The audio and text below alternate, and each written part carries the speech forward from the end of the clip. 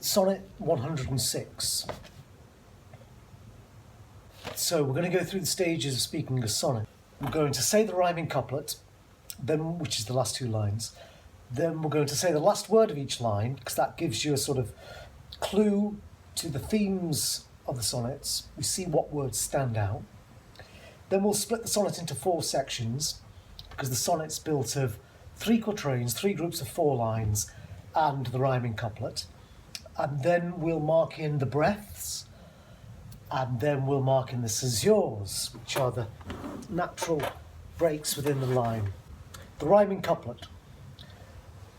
For we which now behold these present days have eyes to wonder, but lack tongues to praise.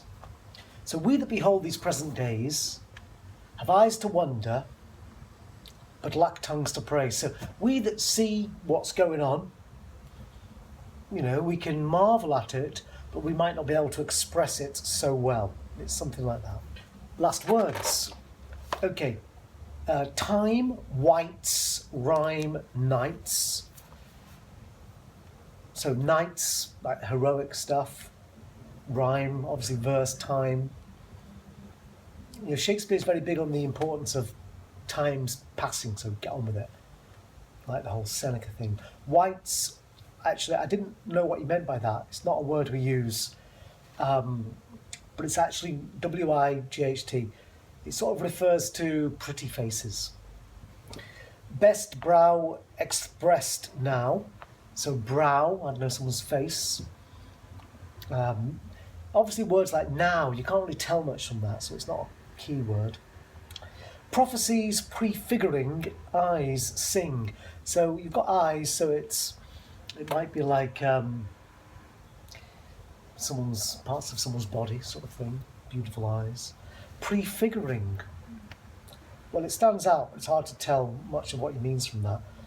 Prophecies. Stands out. Not sure what it means. And the final 2 words, days, praise. So, giving thanks for something. Okay, so we split it into 4. End of the first quatrain is lonely nights, then it's master now, then it's worth to sing, then it's tongues to praise. So I've scribbled this one out in my best worst handwriting. Okay, now we mark the breaths. So we'll start with the compulsory breath. So we're going to always breathe at the start and the end. And I'm going to mark them with the forward slashes like that, because you're going to breathe before you begin. And just because you finish speaking, it doesn't mean you hold your breath. So we'll breathe at the end. The compulsory breaths are the full stops. So we've got one at now. Right, that's about it. So now is the end of the second quatrain. So I've marked in that one. So that tells us that the first and second quatrains are all one sentence. But that's 8 lines, and we're not going to speak it all on one breath. The next 6 lines are all one sentence. But again, that's too long for one breath. So we'll look at what the next biggest punctuation is. Which would be the colon, the semicolon. Well, the colon we've got at the end of the third quatrain, worth to sing, and we actually have a semicolon on the second line of the third quatrain. So I've just marked those 2 in, which makes that third quatrain quite even. So let's go back to the first quatrain. We've got a comma after whites, end of the second line. An even sonnet, usually it's breath every other line. Not always, but usually. This looks pretty even to me, so I'm just going to mark in the every second line. And so I've marked it all in like that. Okay, now we're going to do the césures. The césures are the natural break within the line. To be or not to be, that is the question. Shall I compare thee to a summer's day? Each line is made of 2 halves. Or, a modern phrase, get dressed, we're going out. You might say something like that. I would go out tonight, but I haven't got a stitch to wear. It's 2 halves. When in the chronicle of wasted time, so I would say after the chronicle, I wonder when that's chronicles, I've miswritten it. Anyway, I see descriptions of the fairest whites. I see descriptions, Césures. I see descriptions of the fairest whites.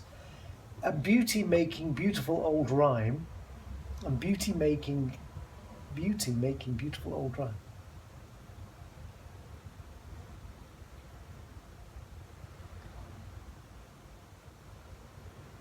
I think it's going to be after beauty because it's, I see descriptions of the fairest whites and beauty making beautiful old rhyme. There's the fairest faces and beauty giving rise to these poems. In praise of ladies dead and lonely nights. So let's go for ladies dead. So I've marked those in. So what I'm going to do now is skip to the rhyming couplet, because you get the idea. So let's go to the rhyming couplet. For we which now behold these present days, for we which now behold these, for we, there's a comma, often this is yours at a comma, for we which now behold these present days, but that's early in the sentence, early in the line. I would take it a bit later. For we which now behold these present days, I would put it after behold. Have eyes to wonder, and then we've got the comma, but lack tongues to praise. So I've done the rhyming couplet like that. Let's have a read. When in the chronicle of wasted time I see descriptions of the fairest white and beauty making beautiful. Actually, I'm going to move that first breath after to beauty. I'm going to move it there because I don't think it makes sense otherwise.